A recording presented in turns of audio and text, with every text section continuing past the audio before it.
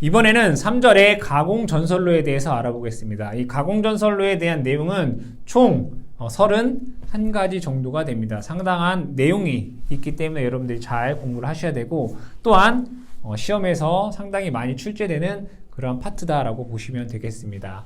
1번부터 우리가 얘기를 해보죠. 가공약전류 전선로의 유도장애 방지 이렇게 되어 있습니다. 그러면 먼저 우리가 약전류가 뭐냐라는 걸 알아야 되겠죠. 약전류 전선. 약전류 전선로라고 하는 것은 뭐라고 되어 있냐면 전신, 그 다음에 뭐 전화 이런 거, 그 다음에 라디오, 뭐 텔레비전 등의 어떤 신호를 전송하는 그러한 전선로를 우리가 약전류 전선로 이렇게 얘기를 해요. 그냥 쉽게 얘기하면 어떠한 신호를 전송하는 전선로다라고 생각을 하시면 되겠습니다. 이때 여기에 고압이나 저압의 전력선이 지나가고 이 주변에 약전류 전선로가 이렇게 지나간다라면 얘네들 간에 서로 어떻게 하라는 얘기예요? 이격거리를 두어라 이런 얘기죠. 이격거리를 얼마만큼? 2m 이상 하여라. 근데 만약에 요 고저압이 케이블이면 2m 이상 이격하지 않아도 된다 이런 얘기예요. 다시 고저압과 약전류 전선로가 병행될 때 같이 갈 때 2m 이상 이격해야 된다 이런 얘기예요. 근데 만약에 고저압이 전력선이 케이블을 사용한다면 이 2m를 이격하지 않아도 된다 이런 얘기가 되겠죠. 그럼에도 불구하고 이렇게 2m를 띄우거나 또는 케이블을 사용했음에도 불구하고 이 통신선에 유도장애가 있다라고 한다면 거리를 좀 더 늘리거나 또는 연가를 시켜 사용을 하거나 또는 요 사이에 결국엔 여기 3번에 있는 내용은 뭐냐면 여기에 여러분들이 전력공학에서 배운 차폐선을 설치해서 접지하여라 이런 얘기가 됩니다. 그래서 가공전선로와 약전류 전선로가 병행될 때 2m 이격하고 전력선의 케이블이면 2m를 이격하지 않아도 된다라는 내용을 기억하시면 되겠습니다. 두 번째는 특고압 가공전선로의 유도장애라고 볼게요. 유도장애. 이거는 아까와 동일한 건데 여기에 특고압이 있다 이거예요. 특고압 전선로가 있고 여기에는 전화선로가 있다 이거예요. 전화선로. 마찬가지로 1번 내용과 마찬가지로 전력선의 전류가 흐르면 여기에서 전자 유도 장애가 발생하겠죠. 그 전압 EM이 얼마죠? EM은 오메가 ML 3I0 이거잖아요. 그러면 이 전자 유도 장애에 의해서 여기에는 유도 전류가 흘러요. 유도 전류가 흐른다. 그때 만약에 이 특고압 전압이 60kV 이하이면 12km마다 이 유도 전류가 2마이크로암페어 이하가 되도록 해야 되고 전압이 60kV를 초과하면 이 유도 전류가 3마이크로암페어를 넘지 않도록 시설해야 된다 이런 얘기가 됩니다. 그래서 이 문제 상당히 많이 출제가 되기 때문에 자 뭐예요? 12km마다 거리도 잘 기억해야 돼요. 12km마다 2마이크로암페어 40km마다 3마이크로암페어 이하가 되어야 된다 이런 얘기입니다. 자 그러면 전압에 따른 전화선로와의 거리 요거 간의 거리 외워야 되겠다. 그쵸? 그런데 여기 있는 것들을 여러분들이 다 외울 수는 없겠죠. 그죠? 뭐만 외우면 돼요? 우리가 실제 사용하고 22,900 여기는 66kV 그 다음에 여기는 154kV 이 세 가지 정도는 외워두자 이거예요. 22.9에서는 60m 이격하고 66km에서는 200m 이격하고 154에서는 450m를 이격해야 된다라는 그 값을 여러분들이 암기해 주시면 되겠습니다. 다음에 3번 보겠습니다. 가공 케이블의 시설이라고 되네. 케이블. 가공이라고 하는 것은 하늘 위로 가는 케이블이 되겠죠. 그럼 케이블은 무겁습니다. 그래서 어떻게 해야 되느냐? 여기에 철선을 놓고요. 철선은 튼튼하잖아요. 철선을 이렇게 놓고 여기에 케이블을 이렇게 놓는 겁니다. 케이블을 이렇게 얘는 케이블입니다. 가공 케이블이 되겠죠. 그리고 나서 얘를 걸어줘요. 이렇게 여러분들이 지나다니다가 보시면 이렇게 되어 있는 것을 본 적이 있을 겁니다. 이때 이 철선은 우리는 뭐라고 하냐면 조가용선이라고 하고 얘네들을 뭐라고 하냐면 행거라고 해요. 행거. 이 행거 간의 거리는 50cm 이하로 해주셔야 됩니다.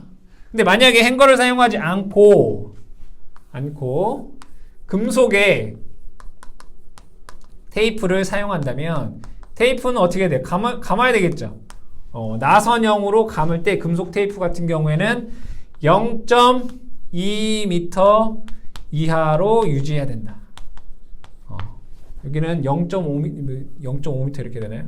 행거는 0.5m 이하로 하고 금속 테이프는 0.2m 이하로 감아 주어야 된다. 이때 우리는 얘를 뭐라고 한다고요? 조가용 선이다 라고 한다고 했습니다. 이 조가용 선은 얘도 규정이 있겠죠. 얼마? 22 스퀘어 이상의 아연도 그만 철선을 아연도강 연선을 써줘야 된다 이런 얘기예요. 요 수치 기억을 해주시고 여기에서 저압이나 고압의 경우에는 뭐가 틀려요? 인장 강도가 얘는 5.93 kN 이상이 돼야 되고 특고압 같은 경우에는 13.93 kN 이상이다. 굵기는 똑같고 요 내용을 여러분들이 기억을 해 두셔라. 가공 케이블인 경우에 조가용 선에 케이블을 시설을 하는데 행거로 0.5m 이하, 금속 테이프 같은 경우에는 0.2m 이하의 나선형으로 감고 이 조가용 선은 22 스퀘어 이상 아연도강 연선이 써야 된다. 저압에서는 인장 강도 5.93 kN, 특고압에서는 13.93 kN. 중요한 건 요거죠, 요거. 그리고 요것, 그리고 요것. 그래서 가공 케이블에 대한 내용은 요 세 가지 정도만 기억을 해주시면 되겠습니다. 그 다음에 네 번째 내용을 보겠습니다. 네 번째. 네 번째 같은 경우에는 가공전선의 종류 및 굵기 이렇게 나와 있네요. 종류에는 저압에서는 나전선, 즉 피복이 없는 선이라든가 절연전선, 다시명전선 케이블을 쓸 수 있다고 되어 있고요. 고압에서는 고압절연전선, 특고압절연전선 케이블을 쓸 수 있고요. 특고압에서는 알루미늄 전선, 특고압절연전선 케이블을 쓸 수 있다라고 되어 있습니다. 그 다음에 여러분들이 외우셔야 될 것은 여기에 있는 내용입니다. 가공전선의 굵기. 가공전선의 굵기는 요거 이상이어야 된다. 그러니까 여러분들 교재에는 요게 두 개가 이렇게 바뀌어 있어요. 근데 여러분들이 암기하시기 편하라고 요거 순서대로 있어요. 2.6, 3.2, 4, 5 이렇게 돼 있잖아요. 그죠? 그러니까 교재에서는 좀 바뀌어져 있는데 여러분들이 조금 공부하시기 편하도록 순서를 바꿔놨는데 한번 제가 적어보겠습니다. 저압에는 두 가지로 나눠지죠. 400V 이하 그리고 400V 초과 이렇게 나눠져요. 그럼 400V 이하에서는 또 두 가지로 나눠지죠. 얘가 절연전선이냐 얘가 절연전선이 아니냐. 400V 초과에서는 얘가 시가지가 아니냐, 얘가 시가지에 쓰냐, 그러니까 시내에 있느냐 시외에 있느냐 라고 볼 수 있고요. 그 다음에 고압 그리고 특고압 이렇게 나눠질 수가 있습니다. 그 순서대로 절연전선이 조금 더 좋은 거잖아요. 그럼 굵기를 얇은 걸 써도 된다고요. 얘는 2.6mm, 얘는 그거보다 큰 3.2mm. 시가지가 아니다. 그러니까 차량이 많이 다니지 않잖아요. 그러니까 얘는 4mm. 시가지는 사람도 많고 차도 많으니까 더 튼튼한 5mm짜리를 써줘야 된다. 이런 얘기고요. 고압에서는 요거랑 똑같아요. 5mm가 되고, 특고압 같은 경우에는 여기 이제 단면적으로 22 스퀘어 이상을 써야 된다. 그러면 이 전선의 직경, 굵기에 따라서 인장 강도가 계속 다 똑같아요. 인장 강도는 동일하게 보면 얘는 2.3kN, 얘는 3.43 kN, 4mm 같은 경우에는 5.26 kN, 얘는 8.01 kN, 같은 거죠, 이거. 그 다음에 22 스퀘어 같은 경우에는 8.71 kN 된다. 이걸 여러분들이 암기를 하셔야 되는데, 여기에 있는 뭐 인장 강도를 외우라는 게 아니라, 얘가 400V 이하에서 절연전선 아닌 경우, 시가지 아닌 경우, 시가지인 경우에 이 굵기만 잘 알아두셔도 되겠다. 아시겠죠? 가공전선에 이러한 굵기의 전선을 기본적으로 쓴다 이거예요. 기본적으로. 그러니까 기본을 먼저 알아야 되겠죠. 가공전선에 기본적으로 이 정도 굵기 이상의 전선을 사용한다라는 거 기억을 해두시고, 교재에서는 뭐 순서만 바뀌어 있는데 여러분들 암기하시기 편하도록 그 순서를 바꿔주시면 되겠습니다. 다음에 5번째, 가공전선의 안전율 이렇게 나오는데, 안전율. 그럼 가공전선의 안전율이라고 하는 건 뭐냐면, 가공전선이 이렇게 있을 거 아니에요. 이렇게. 그럼 얘네들은 이쪽 방향으로 뭐를 받아요? 수평 장력을 받아요. 잡아당기는 힘이 생긴다. 그러면 이 잡아당기는 그 힘보다 이 전선의 장력은 더 커야 되잖아요. 즉 여유율이라고요. 이 전선에 잡아당겼을 때 견딜 수 있는 여유율. 경동선이나 내열 동합금선 같은 경우는 2.2 이상 이렇게 돼요. 2.2 이상. 그 밖의 전선은 2.5. 그러니까 그 밖의 전선은 뭐 ACSR. 그러니까 문제에서 나온 적이 있어요. 다음 가공전선로 ACSR을 사용할 때 안전율이 얼마이냐. ACSR 그 바뀌잖아요. 경동선이나 내열 동합금선이 아닌 거기 때문에 2.5가 되는 거여서 가공전선의 안전율 여러분들 기억해 주시기 바랍니다. 자, 6번째는 특고압 가공전선과 지지물 간의 이격거리다 라고 되어 있네요. 이거 내용 보게 되면 여기에 지지물이 이렇게 있습니다. 그럼 지지물은 대지와 접지되어 있잖아요. 그리고 나서 이 가공전선이 얘네들을 통해서 이렇게 지나갈 거란 말이에요. 그러면 이 가공전선과 이 지지물 간의 요 이격거리, 요 이격거리는 실제 이걸 그림을 다시 그리게 되면 여기에 전선이 있고요. 전선이 있고, 실제 얘 지지물이라고 하는 건 뭐예요? 대지죠, 대지. 그러면 이 전선과 대지 간에 어떤 절연을 하기 위한 실제 이격거리가 되는 거예요. 이 지지물의 이격거리가 실제 대지와 전선 간의 최소 이격거리, 그러니까 전선과 대지 간의 절연을 하기 위한 최소한의 이격거리를 얼마 이상으로 해야 되느냐 이런 얘기죠. 마찬가지로 우리가 여기에 있는 것들을 다 외울 수 없다는 얘기예요. 그러면 기본적인 우리가 실제 사용하고 있는 전압인 22.9kg 같은 경우에는 0.2m, 66에서는 0.4m, 그리고 154에서는 0.9m 이상 여기에 간격을 유지해야 된다라는 거죠. 그래서 다는 못 외우더라도 여러분들이 이 세 가지 정도는 꼭 암기를 해주시기 바랍니다. 7번째는 가공전선의 높이에 대한 내용을 알아보겠습니다. 이 가공전선에 대한 높이가 이 표를 여러분들이 또 다 암기하셔야 되기 때문에 조금 어려울 수 있는데 천천히 한번 해보겠습니다. 여기에 지지물이 있고요. 그럼 이 지지물 사이에 또 전선이 이렇게 지나가겠죠.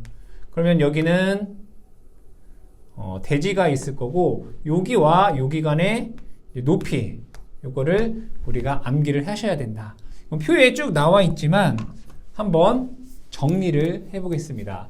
저압이 있고요. 그 다음에 고압이 있고요. 특고압에서는 35kV 이하 특고압, 그 다음에 160kV 이하의 특고압, 그리고 160kV를 초과하는 것이 있겠죠. 그럼 장소별로 보시게 되면 도로를 횡단하는 거예요. 도로를 횡단하는, 접근하는 게 아니라 도로를 횡단하는 겁니다. 그 다음에 철도의 궤도, 그 다음에 횡단보도교, 그 다음에 얘네들을 제외한 일반 장소, 그러니까 도로나 철도, 횡단보도교를 제외한 일반 장소 이렇게 되겠죠. 그럼 얘를 방법이 없습니다. 외워야 됩니다. 도로는 다 6m, 6 암기하기 너무 편하다, 그죠? 도로 횡단하면 다 6m. 철도는 다 6.5가 됩니다. 다 어렵지 않게 6m, 얘는 6.5m. 그 다음에 횡단보도교는 3, 4, 5, 6이 아니라 3.5, 여기가 3.5가 됩니다. 3.5, 5, 6이 돼요. 그것을 제외한 나머지는 5, 6 이렇게 돼요. 그럼 잘 보니까 여러분들 우리 전 시간에 가공전선 높이 하기 전에 가공인입선에 대한 거였어요. 가공인입선. 가공인입선은 뭐죠? 여기에 전주가 있고 여기에 수용가가 있을 때 여기로 이렇게 오는 거. 가공인입선에 대해서 얘기한 게 있는데 다 똑같고 뭐만 틀리냐면 요게 뭐였어요? 가공인입선에서는 5였고요. 얘가 얼마였죠? 얘는 가공인입선에서는 얘가 3이었어요. 그리고 일반 장소에서는 가공입선에서는 얘가 4였어요. 나머지는 다 똑같다. 아시겠죠? 뭐 참고로 기억을 해두시고 어쨌든 가공전선과 대지 간에는 도로는 다 6, 철도 6.5, 3, 4, 5, 6에서 3.5, 3.5 얘는 5, 6이 되더라. 자, 그러면 여기에서 또 뭐가 있습니까? 전선을 어떻게 사용했다. 그쵸? 하나하나씩 볼게요. 자, 여기 보시게 되면 1번 같은 경우에는 얘는 지금 저압이죠. 저압인데 저압절연 전선 또는 케이블인 경우에 요거를 이제 3m로 할 수 있다는 얘기죠. 2번 같은 경우에는 교통에 지장이 없으면 얘를 4m로 할 수 있다. 뭐 이런 얘기가 되겠고, 그 다음에 여기 같은 경우에 3번 같은 경우에는 얘가 특고압이죠. 특고압 절연전선이나 케이블을 사용하게 되면 얘를 이제 4m로 감할 수 있다라고 되어 있고, 그 다음에 여기는 전선이 케이블이면 5m로 감할 수 있다. 근데 뭐예요? 표준부터 여러분들이 외워주셔야 된다. 그렇죠? 표준부터. 자, 그리고 160kV 이하에서 얘네들이 어디에 있다? 산지에 있다 라고 하면 다 얼마예요? 5m다 라고 했어요. 그죠? 산지에 있으면 다 5m가 됩니다. 그리고 여기에서 또 중요한 거 160kV를 뭐 할 때? 초과할 때 160kV를 초과할 때 그럼 기준이 되는 건 뭘까요? 160kV 이하에서 얘는 6 얘는 6 얘는 6이에요. 그쵸? 666 그러니까 도로라든가 횡단보도교라든가 일반 같은 경우에는 6 플러스 0.12 n 되겠죠. n은 여기서 뭐라고 했어요? 우리가 단수다 라고 얘기를 했습니다. 그럼 여기에서 이 단수는 만약에 345kV 다 라고 한다면 이 단수 n이라고 하는 것은 345를 160으로 빼고 10으로 나누면 얘는 18.9라는 값이 나온다라고 했어요. 그쵸? 18.9. 그럼 얘는 무조건 절상 19가 됩니다. 그러면 6 플러스 0.12 곱하기 19 하시게 되면 8.28 미터가 된다. 근데 얘가 철도다 라고 한다면 여기는 뭐가 돼요? 6.5 플러스 0.12 n 되는 거죠.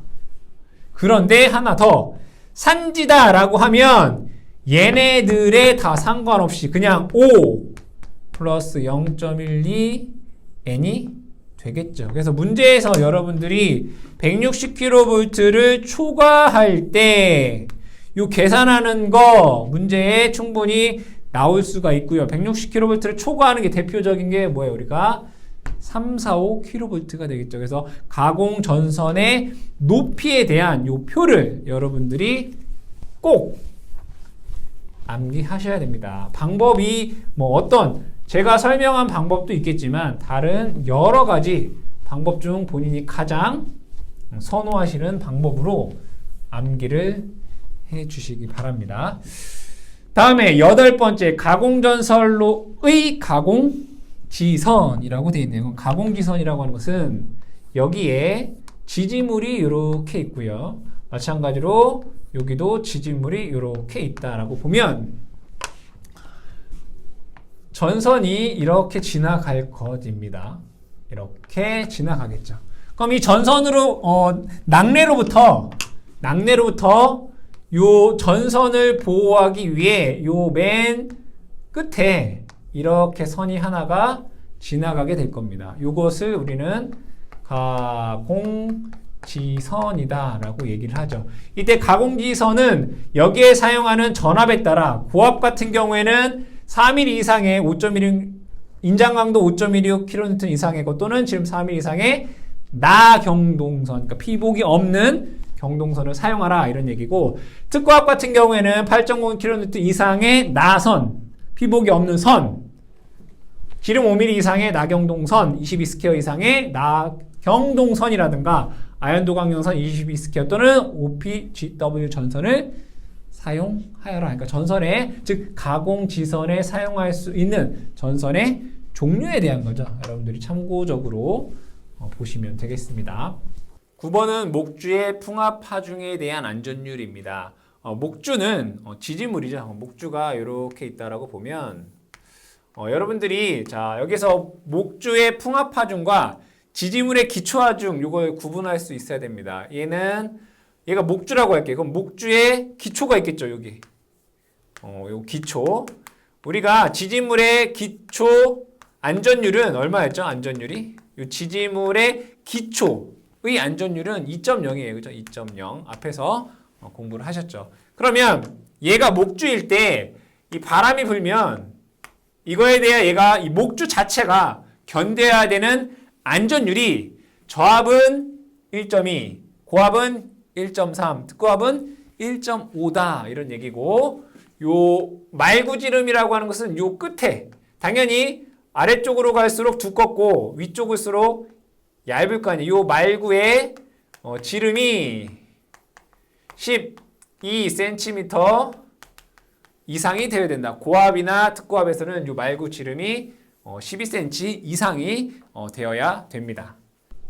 그 다음에 10번째 특고압 가공전선로의 철주, 철근, 콘크리트 주 및 철탑의 종류. 그러니까 목주는 아니네요. 그죠? 목주는 없고 철주, 철근, 콘크리트 주, 철탑의 종류.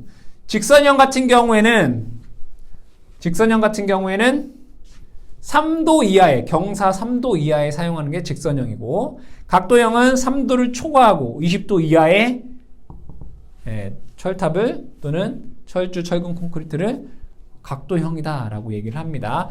인류형이다 라고 하는 것은 전선로가 이렇게 진행이 될 때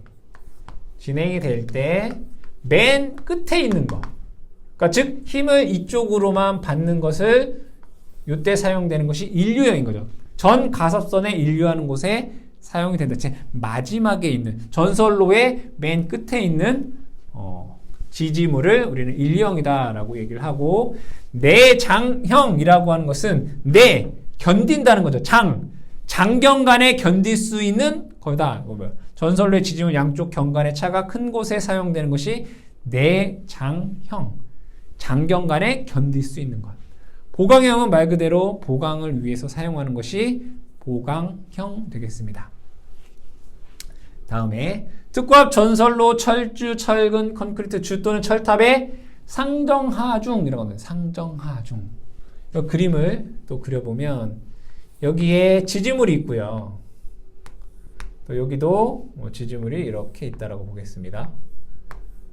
그러면 전선이 이렇게 지나가겠죠. 전선이 이렇게 지나가요.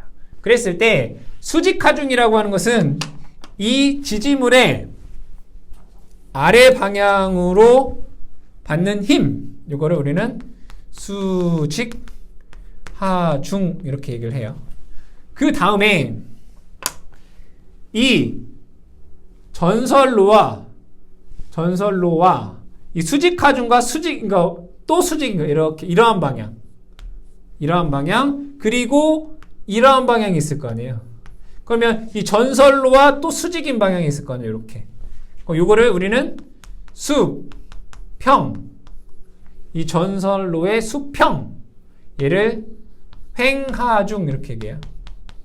그럼 얘는 전선로 방향과 같은 방향이죠. 이렇게. 얘는 수평 종하중 이렇게 해요.